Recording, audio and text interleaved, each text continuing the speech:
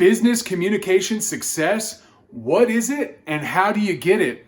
In this video, I'm going to share with you a simple definition of business communication, and I'm going to give you a process that you can put into practice so you will have business communication success. Here we go. Business communication is the process of sharing information between people within and outside of a company. Business communication has four main purposes. Every business communication will fall into one of these four purposes. Number one, you want to transfer information. You're just giving information to someone. You have something they need to know.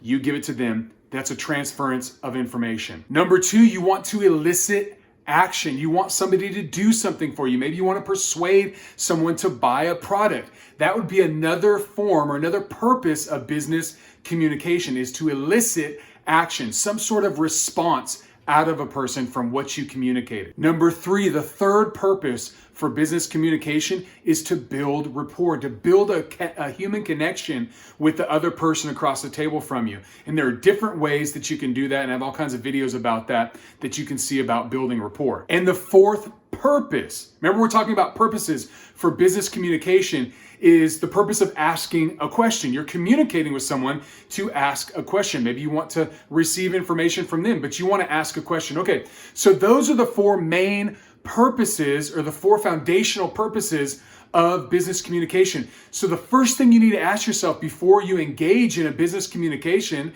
is you need to ask yourself, why am I communicating with this person? Am I trying to get a response from them?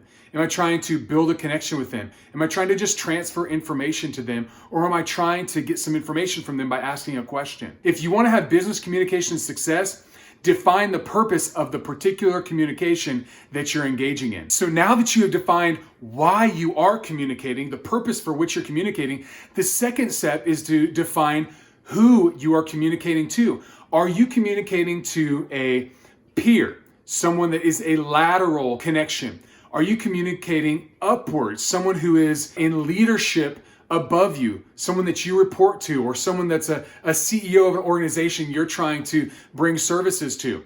Or are you communicating to someone who is downward, or a direct report, someone that reports to you, someone that is one of your team members on a team that you lead, all right? So you've got to define who you're communicating to. Now, if you're communicating upward, you want to make sure that you filter your communication with honor.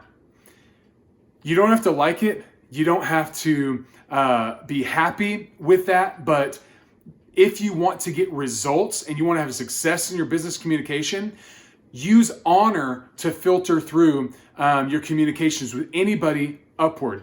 If you're going to communicate with somebody who is lateral to you, a peer, then the way you want to filter your communication is you want to be thinking respect. Make sure that my tone of voice has respect. Hey, you're my peer. Maybe your peer could be 20 years younger than you, and they could have the same title and the same responsibilities as you. And you could think, hey, I have 20 years more experience than them. That's probably absolutely true, but the reality is you have the same rank in the organization, and so you need to have respect for them as your peer. So respect in your communication to those that are lateral to you. And then finally, if you're speaking to someone that is downward from you, they're looking to you for leadership, then you want to communicate value to them. Hey, I value you on my team. I value you in this organization. We value your contributions. You want that tone to be throughout your communications with them. So what if you're communicating to a larger group? Maybe you have to send an email out to people that lead you, to your peers, and also to people who direct report to you. Then what you're going to do is you're going to use a mix of all three of those filters, and you're actually going to address each group individually. Hey, when you're talking to those that lead you, you're going to filter it with honor, that communication, that statement. You're going to address them. When you're talking to your peers, you're going to address them with respect.